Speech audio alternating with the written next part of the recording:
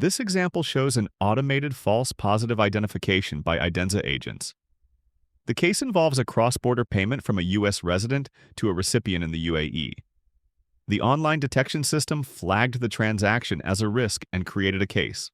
All information about the transaction and the rules that matched are logged in the case. Let's look at one of the rules that flagged the transaction. There are multiple conditions in this rule that flag the transaction as suspicious.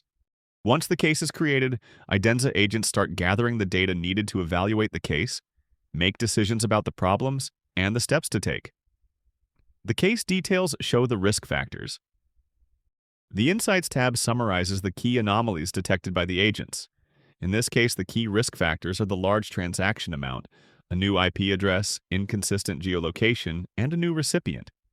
The charts show the elevated transaction amounts as well as the large statistical deviation from the usual behavior. We can also ask the system about specific risk factors via the conversational interface. The details include: the transaction amount is higher than the recipient's typical transaction profile.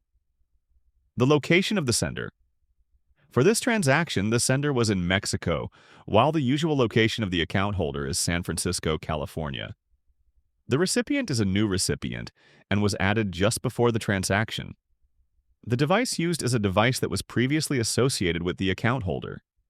In the Case GPT tab, we can ask the agent to run a risk analysis. The agent comes back with an analysis of the risk factors and a recommendation. Based on the analysis, while there are several factors that look suspicious, the overall risk is medium. The Idenza agent's recommendation is to close the case but continue to monitor the account. Here, the agent is doing an analysis of the case data and making recommendations backed by explainability. The agent can be configured to either act as an assistant and recommend what to do or to act autonomously and close the case.